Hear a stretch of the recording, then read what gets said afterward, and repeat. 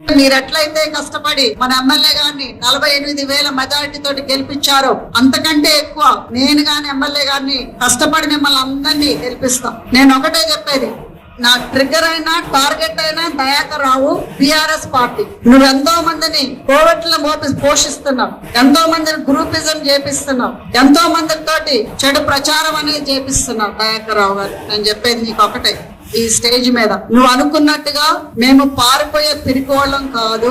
ఇక్కడుండి పోరాటం అనేది చేస్తామే తప్పితే నువ్వేదో మమ్మల్ని భయపెట్టించి బెదిరించి పంపించాలని చూస్తున్నావు.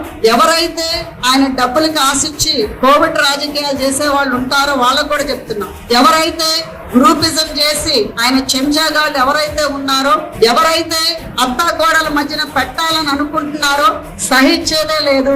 తప్పకుండా ఎట్లయితే పోయినసారి వచ్చిన దగ్గర నుంచి ఇప్పుడు 2 years అవుతుంది, జూన్ నుంచి 2 years లో ఎట్లయితే పోరాడి చేశామో అసలైన రాజకీయం నువ్వు చూడలేదు. ఇప్పుడే చెప్పారు జాన్సన్లో 2-3 రకాలు ఉన్నాయని. 3వ రకం చూస్తే నువ్వు తప్పకుండా రాజకీయ జీవితానికి మాత్రం పర్మనెంట్ గా పర్వతగిరిలో కూర్చోవాల్సిందే అని చెప్తున్నా ఈ స్టేజ్ మీద. నువ్వు మా పర్సనల్ లైఫ్ లో కూడా వచ్చి నా ఫ్యామిలీ మీద మాత్రం ఈగ వాళ్ళగానే నువ్వు బతుకు అని చెప్తున్నా. ఈ పాము